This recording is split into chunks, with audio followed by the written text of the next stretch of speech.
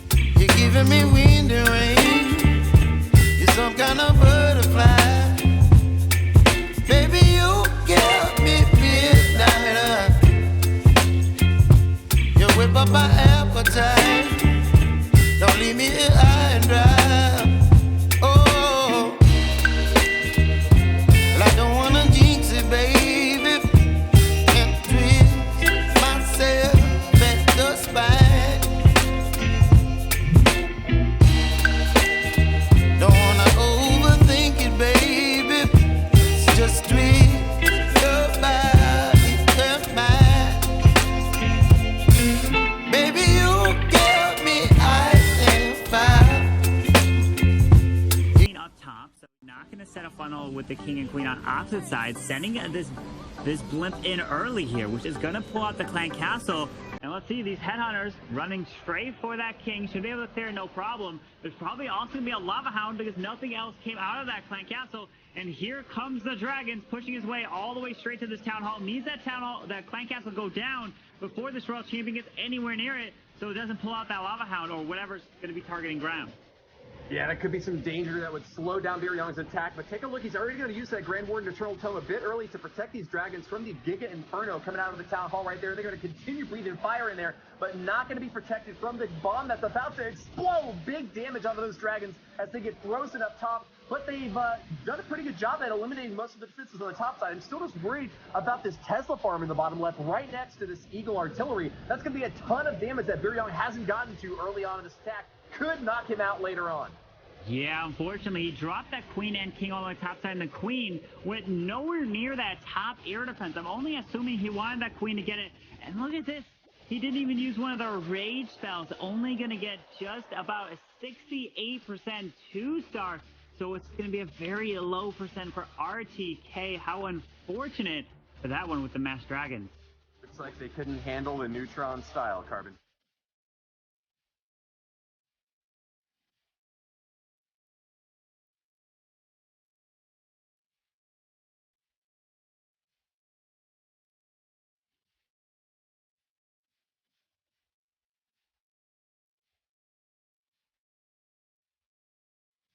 To get the job done, he's bringing in a Yeti and a Bowler army. Bats getting used with this squad. Instead, it's going to be 3 jump spells, way more than we typically see, but super important when you've got so many little small compartments like Crusader has built into this space, Carbon.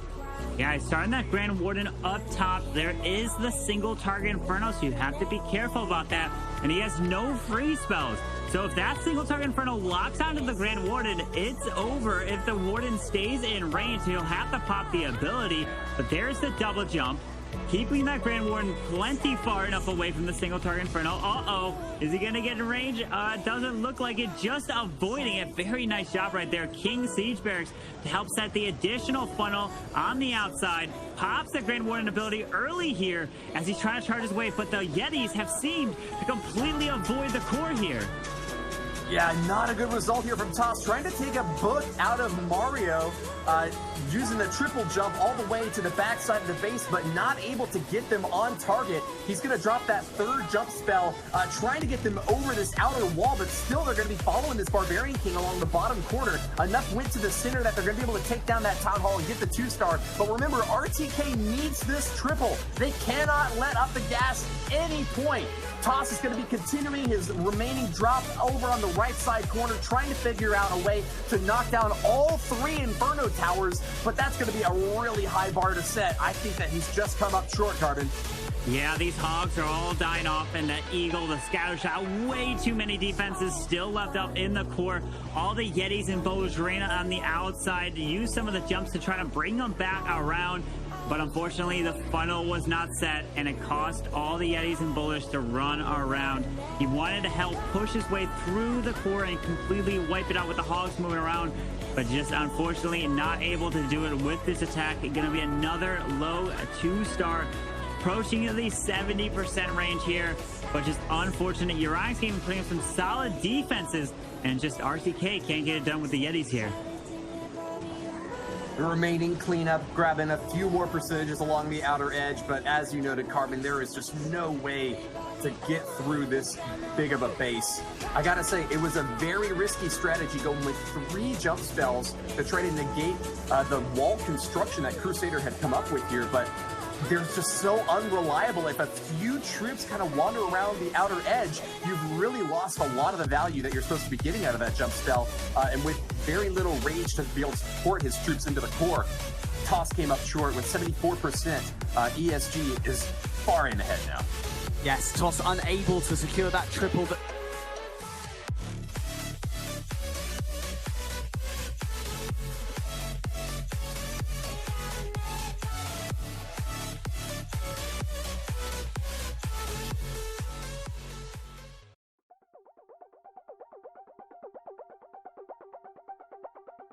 To grab that sweeper, but let's see if RTK can finish us off with the Zap Lalo with the 3 Hounds. Great aim there, and I gotta say, if you haven't taken a look at the graph over on the Clash of Clans subreddit that shows exactly which tiles take damage from a lightning spell. Go take a look at it. It's a great help to be able to plan out the attacks that you saw like that from Mephisto to get exactly the damage right where you need it to go to finish off the key targets that you're looking for, especially things like an air sweeper if you're using a lava loon attack, things like that clan castle, which can cause so much trouble for a raid.